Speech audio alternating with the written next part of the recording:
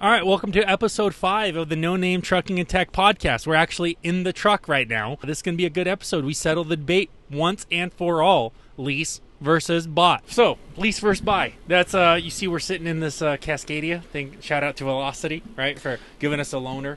We had to pay for a lease payment. That's right. Keep it down, Alex. There's a guy sleeping back there.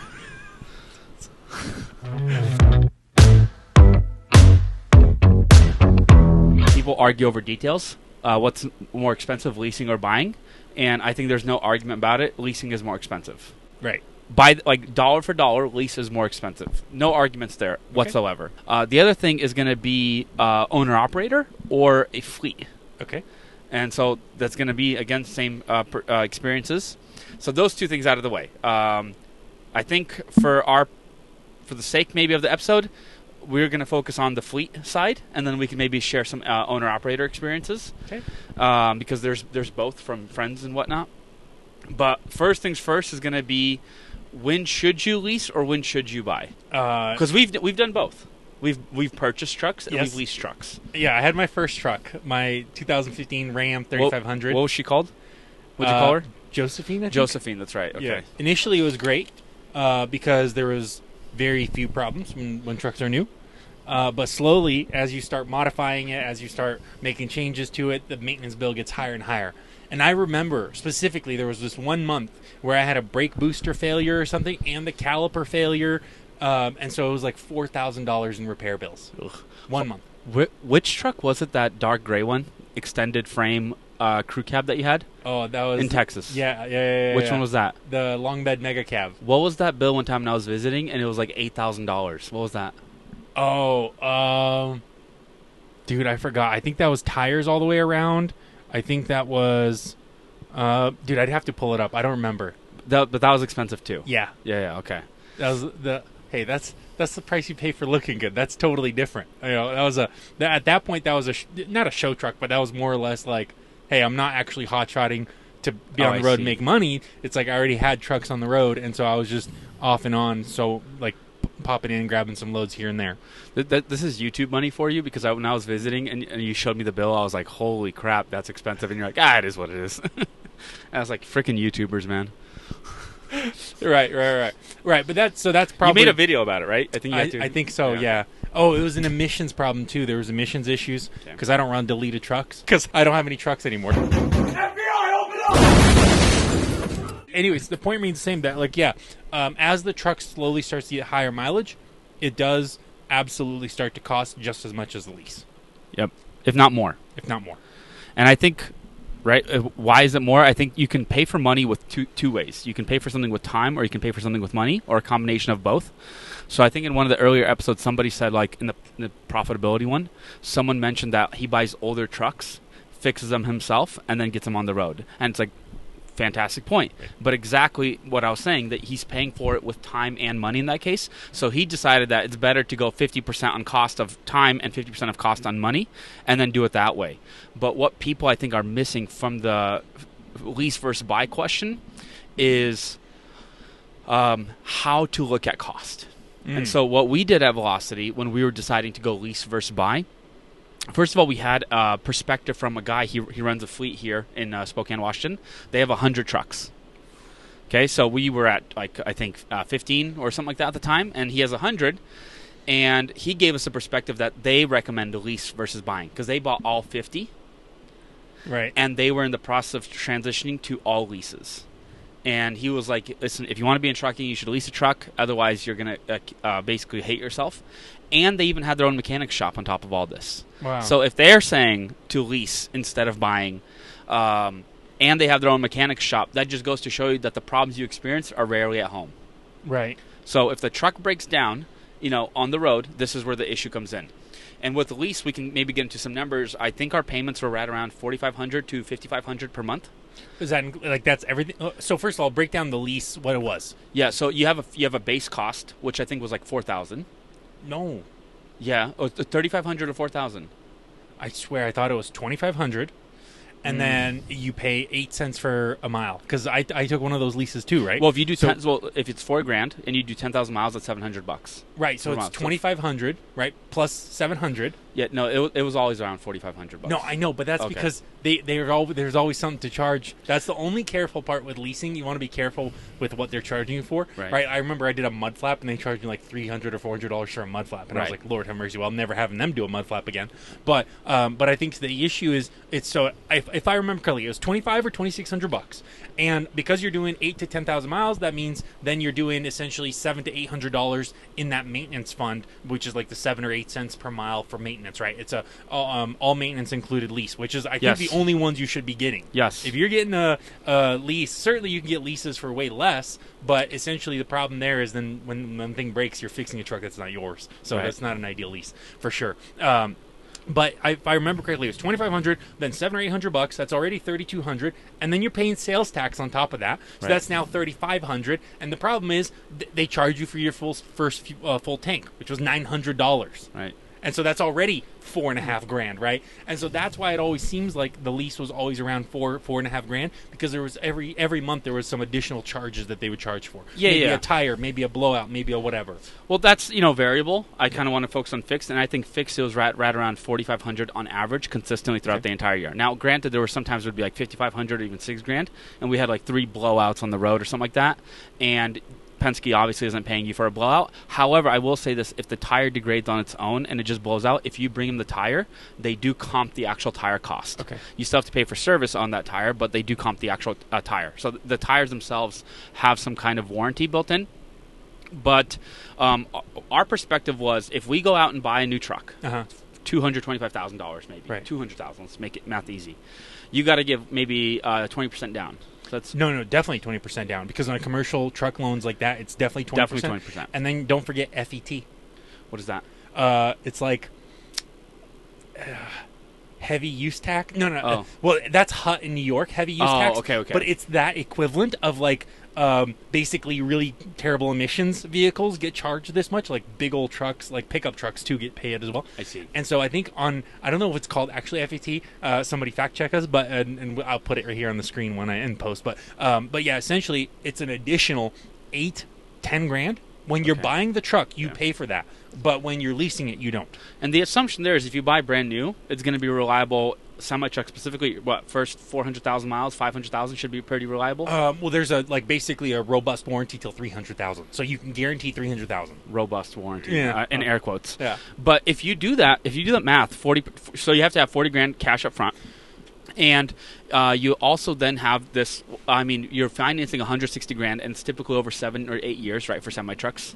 So because it's such a small term, it's a pretty high monthly payment. You're probably looking at about $3,500 to $4,000 per month. Yeah, no, for sure. Guaranteed. So in terms of that, right, you're pretty close with the lease.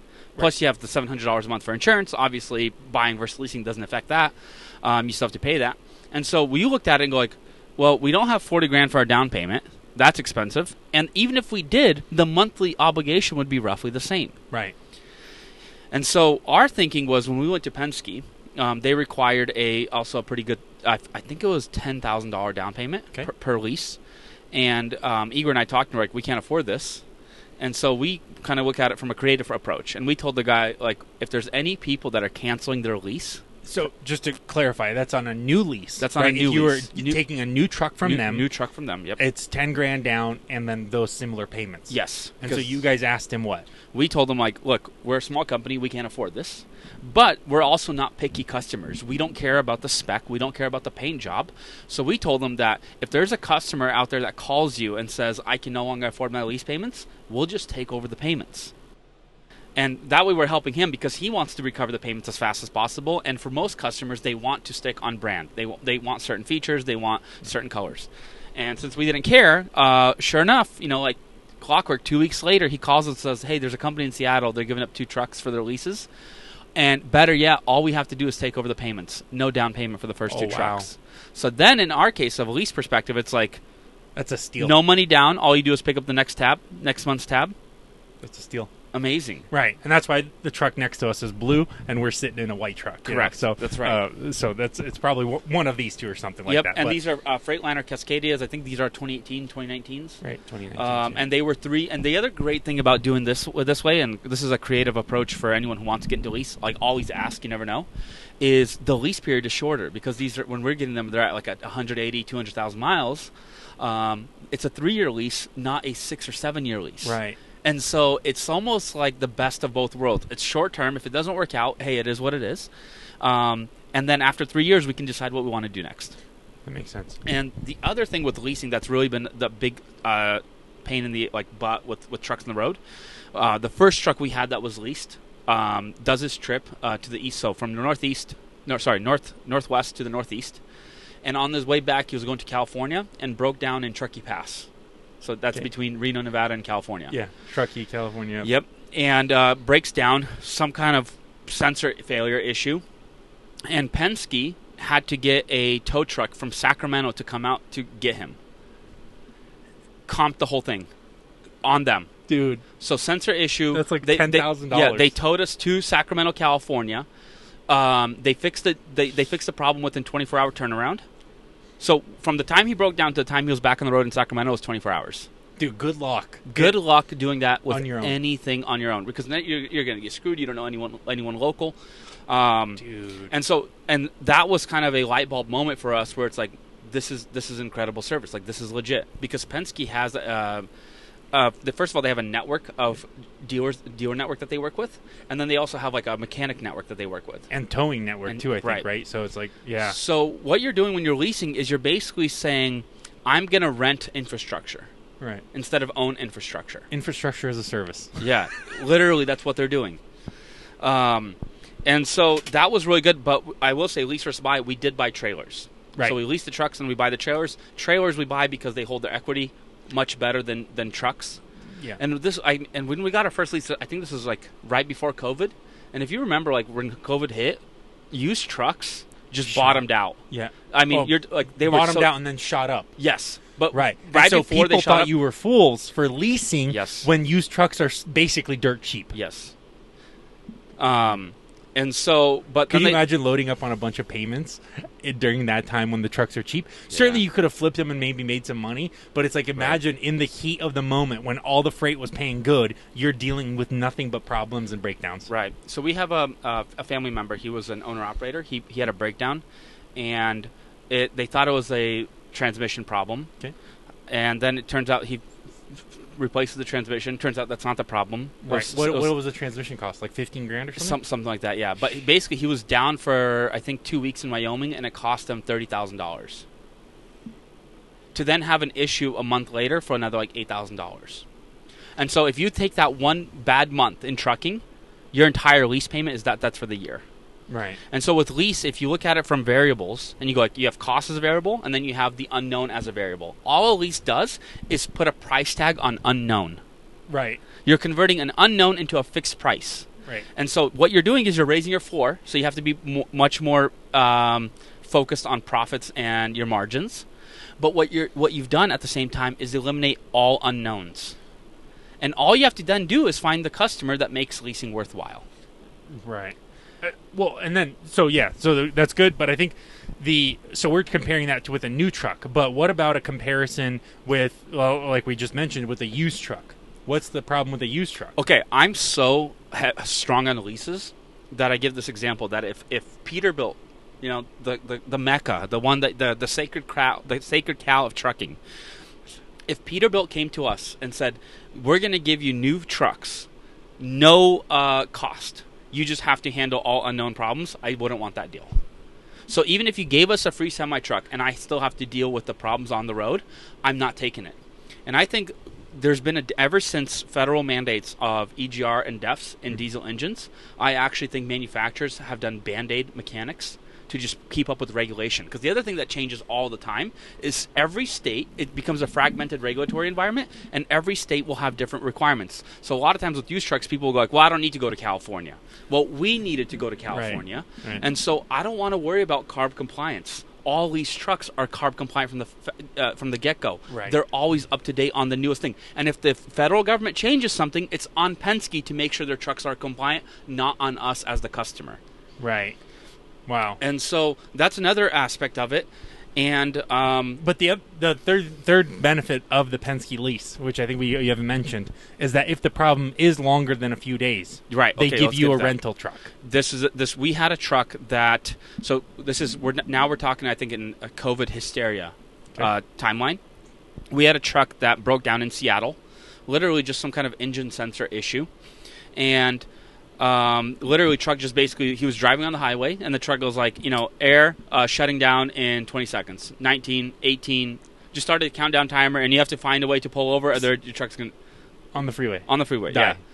Yeah. Found a shoulder, was able to pull over, got it towed to Penske, and Penske's like, hey, we can't fix this issue, and it was a very time-sensitive freight, so he got into a rental truck and continue going. That truck was in the Penske shop for about a month and a half, and the only reason it took so long to repair it is there was a chip shortage.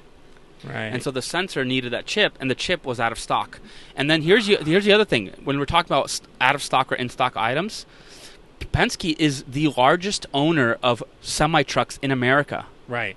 When an item becomes in stock, who do you think is going to get it They first? have the most buying power. They have all the relationships with manufacturers. Not to mention, like, Penske will also make money by selling data to manufacturers, because Penske has such a large fleet that they know exactly what breaks real quick. They give that information back to the manufacturer, and the manufacturer improves that on the next truck. And so that truck was gone for a month and a half because there was no chips. Now imagine if you owned a truck, the dealer would have the same problem. Right. They do not have a chip. Is the dealer going to give you the first one? No, is the dealer going to give you a replacement truck? No. Because dealers cover warranty, right? Let's assume that dealers are honest and they actually cover warranty. Which they're not. But yes. But let's assume they are. Yeah. So you have a solid, robust, bulletproof warranty, and they cover it. Yes. There's no part for a month and a half. There's no part for a month and a half. Do they give you a rental? No. No, the heck do they not? You have to go find a rental, but Penske's going to... And Penske prioritizes rentals for their own customers, not customers. Because you can go to Penske and just ask for like a day rate or a week rate. Very expensive, but in a pinch, it's worthwhile. Yeah, it's like However, $2,000 a week. They have to keep a certain amount of trucks available for their customer fleet. And so if they are reaching at that threshold, which they were in that case, like our family member, he actually went to Penske to try to see if he can get a temporary rental. And they denied him, but they gave us a rental because they need to guarantee that their customers are first. So we've had nothing but a great experience with leases. Yeah. Just expensive. And so I will say the one big downside of a lease is that what you've done is you've created a fixed cost. Right. Every month, rain or shine, driver or no driver, you're paying the bill. So if you have a cheap paid-off truck and you have no driver, well, it just sits in the yard. Big deal. You're paying $600 a month in insurance. Right. The burn rate is fairly low. But in our case, $5K a month on average, you're like, well, damn. We had 11 trucks. Yeah, so that's $55,000. $55,000 every single month. Fixed cost. Right. And so hiring, retaining, things like that all of a sudden become the issues. However, those issues are exactly the same for every single carrier. Right. And not to mention, it's like you could probably use that in your pitch too, right? If your driver is joining a company where they own the trucks, like, does the driver get paid when they're breaking down? Right. Probably not. It's like the driver wants some consistency and consistency in pay as well. So ultimately, they're trying to probably join companies that have leases also. If you can guarantee that, hey, you're going to get 2,000 miles no matter what because we have leases, they run all the time, and we get replacements no problem, that's probably a sales tactic for recruiting. For sure. And I will also add to that if we can get into the future, but I actually think most trucks are going to be lease only in the future. Right. With the Tesla business model. Right. Well, I mean, I think it's going in that direction. There's even more strict emissions regulations coming up too. California with their CARB, they're exceeding the federal emissions, and now the federal is upping their emissions. And so, at the presentation I was at, it was people like VPs from OEMs, right? They were. Wait, pause. Oops. Is that? No, it's good. Okay, it's still going. All right, computer cut off. So the guys were talking. They're VPs from OEMs. They came in and said, like, dude, this is some of the most strict emissions regulations that we've seen ever. Oh, I see. Ever. And he was like, there was a shortage, and there's still going to be a shortage because right now in 2024, because they're just working through the orders that they have right now to get them into 2024. In 2024, you got to start placing emission truck orders, emissions compliant trucks for 2025, and that's when the regulation starts in California. Or something. You know what's ironic about California? I think they have more military bases than any other state. Yeah. And none of the military vehicles have EGR DEF emissions. Yeah. And so you just go like they're exempt. Yeah, they're of course all federal vehicles are exempt. And so this is what, because they're reliable without it.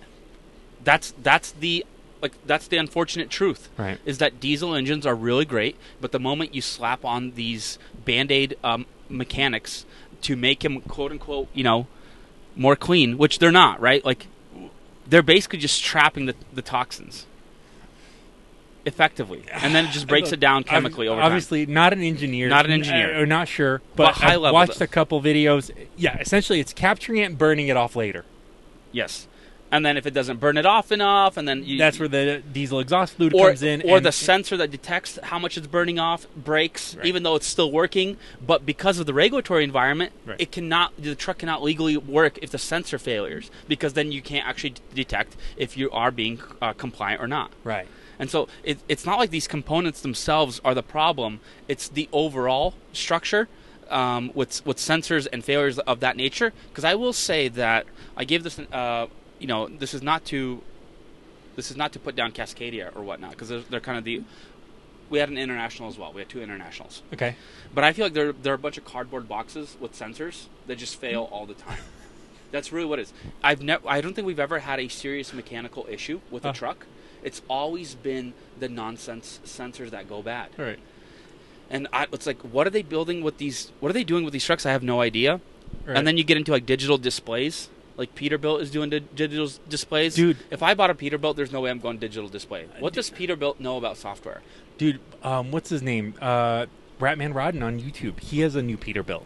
Dude, he literally says, like, it just cuts out while he's driving 65 down the freeway. Digital dash? Yes. Jesus. Just on the... dude, I think he literally made a video. It was on YouTube. Literally just cuts off while he's driving down the road. Insane. Wow. Or digital mirrors, too. Yeah. That's a bad idea. Okay, but I want to take a left turn into hotshot lease versus buy, right? Obviously, I did the enterprise long-term rental, which I've crunched the numbers on my channel over and over and over again. I've already made that case. But I want to talk about it from an owner-operator's perspective, because you guys had hotshot owner-operators. I had hotshot owner-operators. I had guys that broke down, and literally they just don't set aside money for a big repair. And it's like, how do you set aside 20 grand for a new engine? Like, that's impossible. And not to mention, not only 20 grand for the new engine, how do you set aside a month that it's going to be in the shop? Right. Of missed revenue. Now it's costing you, like, opportunity cost, right? I think is the technical term. So it's like, it's going to cost you downtime $20,000 as well. So in reality, like, that's going to cost you 40 grand. And it's like, guys can't save up enough. There's not enough margin in trucking to have that. Right, to save up that quickly. Because and what's his name? Holland Cash, too. Bought a brand new truck, right? What was his? He bought a brand new truck, and it was just something, like, it was the redesigned. And so I think something with the ECM. Ram had some Semi or hotshot? He had a hotshot. Okay. He had an ECM problem. He made videos about it and whatnot. And he had an ECM problem, and it literally, whole truck was down. Tried to get it covered under warranty. They gave him the runaround. It was just one of his older videos, too. It was just insane. Literally had to shut down because of it. Yeah. So an owner-operator situation, a new truck, like the new Rams, they seem to hold up pretty well. The occasional problems will creep in. Sometimes you have, like, we bought a new Ram, 2023, for our company truck. Okay. Because they're like, buying it, they're fairly cheap. 50 grand. This is, again, pre-COVID prices. But, like, you could get in the door, tradesman spec, 3500 Ram for, like, under 55 grand. Maybe. I don't know. Maybe. I think the last one we got was 53,000. Okay. And at 53,000, your payment's like $1,700. No, a little bit less. 1,100 something. 1,100? Yeah. I could be mix something up. Okay, but even cheaper than. Right. That's not that expensive if it has to sit. Right. And so owning it in that case kind of made sense. But I think when we had like 30,000 miles, we had a DEF issue that we had to get it serviced by the dealer under warranty. And so I don't know what's up with the new builds. They just seem to have these issues constantly. Trash. Dude, they're all junk. I kid you not.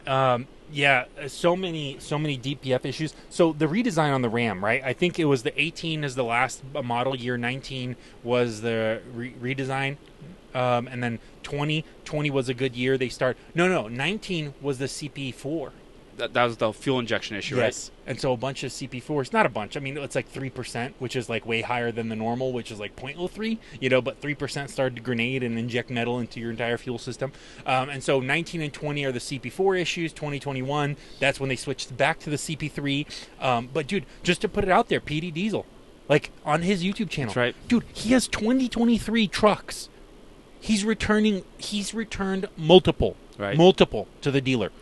Multiple 2023. So yeah, they're certainly messing up a bunch. And again, it's like you can make an argument that they suck, but ultimately I think a lot of stuff is just out of their hands. Yeah. When the government says you got to get this to this level of emissions compliance, the engineers come up with a somewhat of a solution. Right. And the other problem is now more and more manufacturers are just making it last just enough to get you out of the payment. Right? So the Ford transmission, notoriously 150,000 miles, grenades after that. Dude, guys on YouTube documenting Ford transmission failing at 151. You're not a Ford guy, I know that, Alex. Hey, failing at 151. When does the warranty end? 150? 150. Yeah. It's like designed. It is designed. It's like, what's that thing? Planned obsolescence. Yes. Right? And so ultimately what these manufacturers realize that they don't make any money on the resale value. The manufacturer only makes money one time. So they need to be able to sell you a truck that'll last about as long as your payment term is, and then from there, it totally grenades. Right. And because in hotshot especially, you rack on so many miles so quickly, it just doesn't make sense to buy the dang thing. With a couple exceptions. For hotshot specifically, I don't think you can work on your own semi. Correct. But with the exception is, like, if you're going to work, we know an owner-operator. Yes. Who does, like, engine teardowns in a parking lot at a truck stop. Dude's mechanically, like, a guru. You're right. Yeah, if you're mechanically inclined and you're getting into an owner-operator hotshot setup, you cannot go wrong with owning your own truck. Because you can, like, just fix it. Now, again, you're paying for it with time. Correct. And not money. And so it's like there is no free lunch. And I think the biggest difference is going to come back down to is it's a gamble. It's not if a truck is going to break down, it's when it's going to break down. And God forbid it's the time that you're really saving your customer in a pinch and your truck breaks down. The last thing you want to tell your customer is like, hey, that crane appointment, my truck broke down and the part is out of stock or the dealer is closed on a weekend. Penske's like Denny's, baby. 24/7, 365. Always working, always available. And the other great thing about Penske, from a fleet owner perspective, is the headache of dealing with a phone call at 2 in the morning. Because let's say you have a company driver and he breaks down on a company truck that's purchased. Well, who can he call? He's either going to have to do his own research on Google, find a mechanic or a tow shop that's available and tow him, versus Penske is a hotline. They just call the hotline, and they're like a concierge. Right. And they find the network. And so that's another element of, like, we never had to take phone calls when there's a breakdown because Penske is the hotline. Right, for they that. have a hotline printed up here on the visor or something, or in the pamphlet, whatever, and you give them the truck number that's on the side of the truck, and they start scheduling, taking care of you. Enterprise was not that good. I remember a couple times I had, obviously, trucks break down, and it was one of those situations where I call them when they open the next business day. Oh, they didn't have a hotline? Mm-mm. Oh, I see.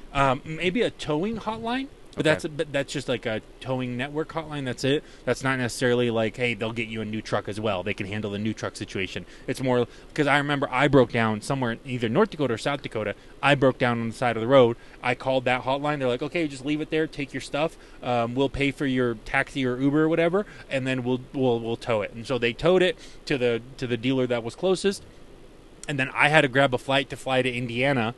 Yep. That's the only downside with the Enterprise is I had to fly to Indiana, then drive it and pay for all those miles. Oh, I drive see. it back to North Dakota from Indiana. They don't have a network where you can just get a rental and swap in. No, because it's almost like they're all independent locations for like accounting reasons or something. I don't know. So it's not as refined. But because Penske seems a little bit more refined, in the big truck world, not only can you not work on your own truck, generally speaking, because the network is so good, it's like you're getting plugged in to this massive network that they've negotiated a ton. You're getting plugged in for what? A slightly marginally higher cost. Right. But with no no randomized like who's gonna get the bad roll of dice in vehicle maintenance this month. Yeah, I think if you probably had to like guess how much more expensive a lease is just on cost wise, it's probably like $10,000 to $15,000 more per year than I think owning a truck. Yeah, that's $1,000 a month. Okay, but no headaches. Well, there is a headache. Okay. I specifically know. Okay, what's the headache? Headache. You guys have headache racks. Okay. On your trucks. Yes, we do. And so, or the Velocity has headache racks. Yes. And so when you're getting swapped out for a rental, that truck no longer has a headache No rack. headache rack. So, you have to optimize for, like, knowing that, you have to optimize for that. Yep. Right? So that means maybe you get a couple extra toolboxes on your trailer. Which is what we did. Right. So, and so maybe for the new person that's going to go out there and get a lease from Penske, it's like, keep that in mind. Like when you're getting a rental. Yeah. The other thing, though, is if we're talking about just one truck, I think there could be an argument to be made that it's better just to own one. Okay. Because lease versus owning, you can kind of deal with the complexity of one, but when you start to multiply, and it's like 5 or 10 and whatnot, the most we had was 11. So that's that's what I can share experience with, but there's breakdowns kind of happening at the same time, at the same day, inconvenient schedules, and so that's the other thing is like your problem is always one, the payment. Right. Regardless of how many trucks you have, you just have a payment problem at that point. Versus you have different mechanical problems that you have to deal with individually. You have to guide the driver. Like you have to be an expert mechanic when you're a fleet and you're responsible for the truck themselves. Because then you have to like guide a driver through troubleshooting. Listen, I know nothing about trucks. Right. I'm the furthest person when it comes to like knowing anything about the inner workings of the truck. And it's like, why do you want to know that? Right. Yeah. And so, hold on, just to add a little bit to that, it's like you have to then call a driver, right? So the driver doesn't even know how to use technology, maybe, right? We don't know. Like you said last episode, dude, I still have a flip phone. Right. How do you FaceTime this guy? How do you video call this guy? That's only for TQL. So it's like, so you have to call his driver, and then he has to show you on the camera what issue you're having. That's right. And then you have to somehow magically diagnose, right, this problem while he's several thousand miles away. And then on top of that, you have to then decide whether it's worth the risk to drive as is. That's right. Right? It's like maybe you get popped at the scales that are coming up the road, whatever the case may be. Right? And so it's like, it's a lot of headaches. And I know, like, the owner-operators that I had in the hot shots, dude, when they would break down, they would be out. A guy lost a transfer case. One guy, he lost a transfer case, $2,000. Didn't have $2,000 in reserves. Failed. And then if you have a serious customer, it's on you as the fleet owner to deal with that problem or disappoint the customer. Right. So then maybe you have to front the $2,000, take it out later, and then like, what if he quits? Yep. And of course, a week after his transfer case grenades, it's like, or not in that specific case, but it's like oftentimes it takes one bad thing to happen for a driver to go like, okay, great, this is not worth it. Right. One bad thing. And so it's like by fronting the money as a fleet owner, I've learned too, like definitely never doing that again. Right. And I just talked to another guy who did that. It fronted $5,000 to an owner operator for a major breakdown. Yep. And now he's throwing a fit because that guy then got violations and now he wants to quit. I see. And he was like, dude, how are you going to quit? You owe me $5,000. Right. And so that's like, where the escrow type of there's so many problems with fronting your owner operator's money because they will quit at any moment, and that just results in like that puts you as the fleet owner in a bad place because you don't want to be a heartless boss. Right. Right. You understand you're empathetic with their situations. Like they're on the road, but it's like guys are calling you like, dude, this does not say blah, blah, blah, that's right. It. I quit. Like screw this. It's like, listen, buddy, I know you want to quit, but you owe me money. Right. And empathy or not, like if you don't have the money, like you're kind of in a bad spot. Right. And I guess that applies to lease. If you don't have the money, you're kind of in a bad spot. But the other maybe small benefit with leasing is that the commitment just seems to be less. Your guys' lease, specifically with Enterprise, yeah, it was every 6 months or a year? 6 months, 60,000 miles. So if you're doing 8 to 10 a month, that's 6 months. But the max a year. So even if you're going slow, which is whatever 4,000 or 5,000 miles a month, that's essentially a year. So, but if you're going normal, you're swapping out in 6 months, and if you decide this is not for me, it's a 6 month commitment. Dude, I was thinking about that. So I had 5 trucks, right? I had my Chevy, okay, and I had 4 hot shots rented from Enterprise. So 5 trucks. Dude, I was thinking when I shut down and the insurance, if it wasn't for the enterprise rentals, I don't know how I would swing the payments. Yeah, because it took me so long to sell the Chevy. Right. So long. And it's like, I know with Penske's it's a little bit different, and I don't know what would it look like if you guys if Velocity shut down. What would it look like on the returns? So I believe the way Penske does it is it takes they take the market value of the truck. Okay. They minus that from your remaining lease balance, and then you have to come up with the difference.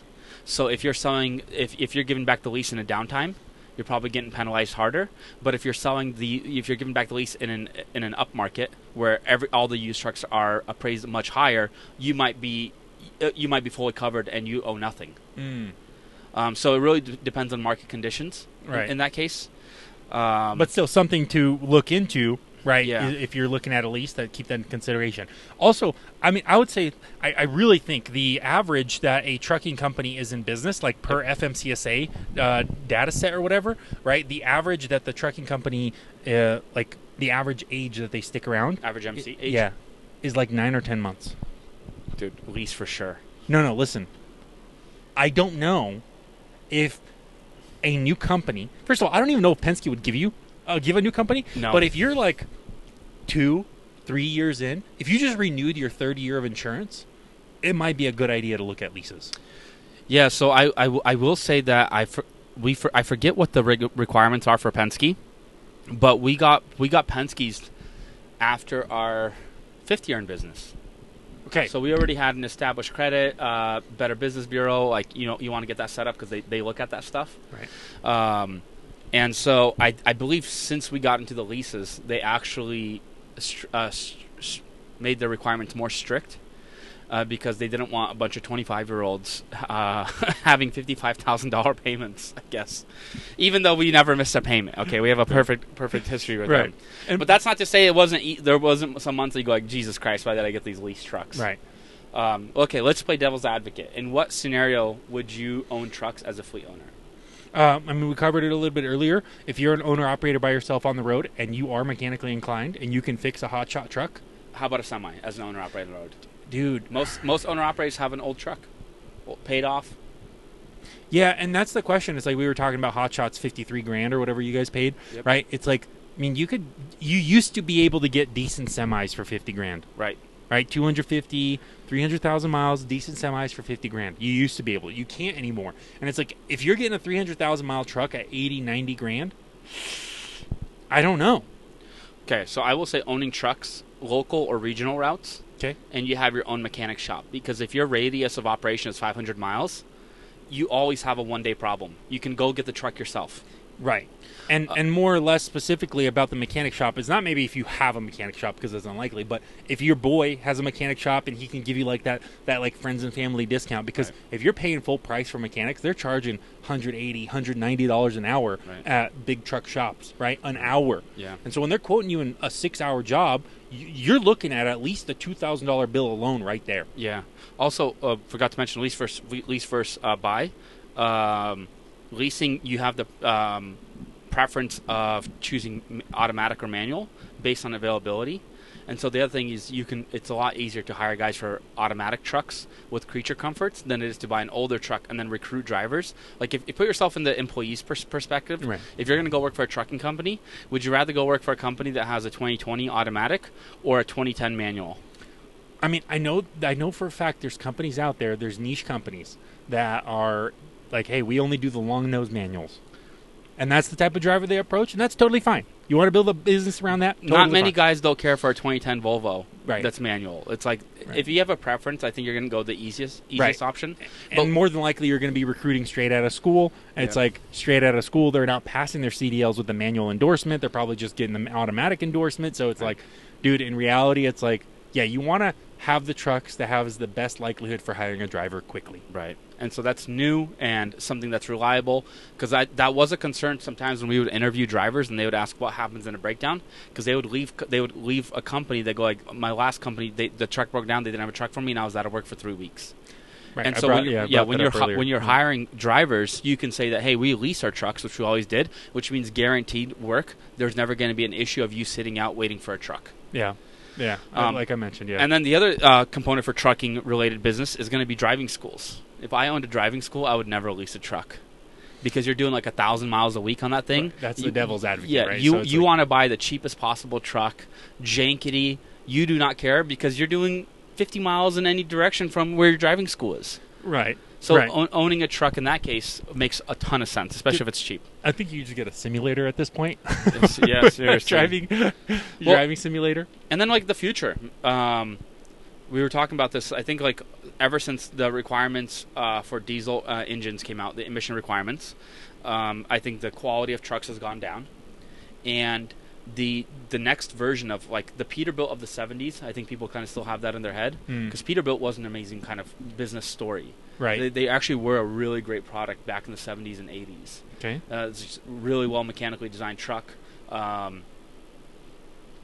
don't know too much, but it's like I looked at the history of Peterbilt and like why they're revered.